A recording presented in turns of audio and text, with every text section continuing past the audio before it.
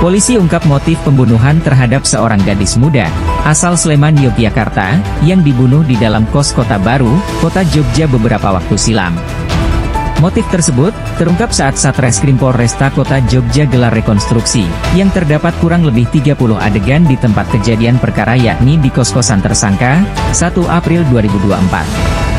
Di sebuah gang sempit, yakni di Jalan Kerasak, Kota Baru Gondokusuman, Kota Jogja merupakan tempat tinggal tersangka H, yang tega membunuh seorang gadis muda, berasal dari Sleman, Yogyakarta. Tersangka H yang dihadirkan dalam gelar perkara oleh Satreskrim Polresta Yogyakarta ini memperagakan sebanyak kurang lebih 30 adegan. Dari rekonstruksi ini, terungkap motif pelaku dengan tega membunuh korban, yang berinisial FD, berusia 23 tahun. Motif H, laki-laki berusia 30 tahun warga asli Cicalengka, Bandung, Jawa Barat ini, yakni lantaran korban membatalkan kencan dengan pelaku. Kesal karena korban tiba-tiba membatalkan kencan tersebut, kemudian cekcok, pelaku yang telah terpengaruh minuman keras, tiba-tiba menusuk korban dengan pisau.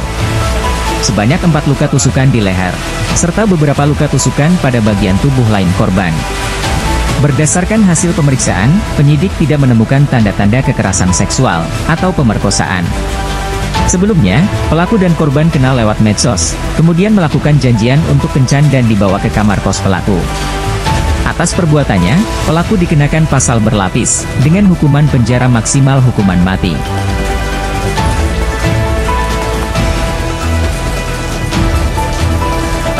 Baik rekan-rekan, selamat siang semuanya teman-teman wartawan ya, teman-teman media. Jadi siang hari ini kita melaksanakan rekonstruksi perkara pembunuhan yang terjadi tanggal 25 Februari kemarin.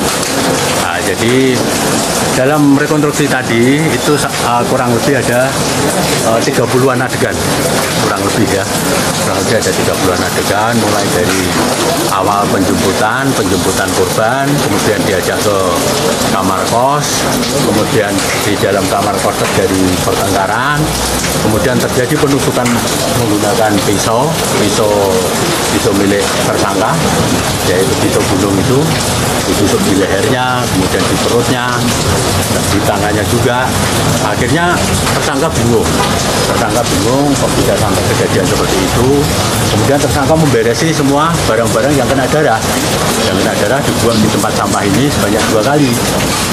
Kemudian tersangka baru kabur membawa sepeda motor korban.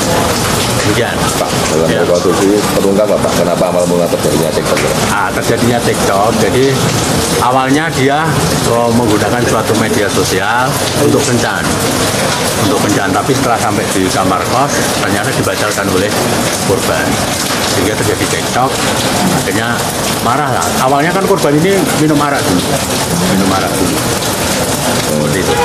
Nanti kenalan di medsos terus ajak ketemuan gitu ya.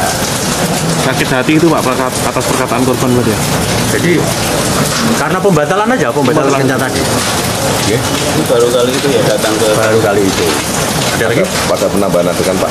Penambahan adegan tidak ada. Tadi sudah sesuai dengan. Jadi kita melaksanakan rekonstruksi ini kan berdasarkan keterangan dari saksi, dari tersangka, dari yang kita temukan di TKP. Nah, itu disimpulkan oleh penyidik. Barang yang dibuang di tempat sampah itu apa? Yang dibuang di tempat sampah itu adalah barang-barang korban, barang-barang tersangka. Yang kan ada di situ barang buku atau pakaian yang kena darah. Kemudian dikumpulin jadi satu, dibuang. Kemudian naik lagi sampai sana kok masih ada barang-barang yang kena darah. Karena tersangka panik kan itu. Kemudian dibawa lagi. Itu upaya menghilangkan barang bukti atau apa? Ya itu salah satu bagian itu kan.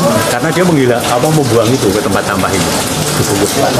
Jadi total tusukan ada berapa? Di perut sini ada 1, kemudian di tangan 1, di hasil autopsi juga dikatakan oleh kedokteran forensik ada 4 di leher. Yang paling mati di leher. Ada upaya memerkosa korban itu Pak? Tidak ada pemerkosaan ya, tidak ada persetubuhan juga tidak ada.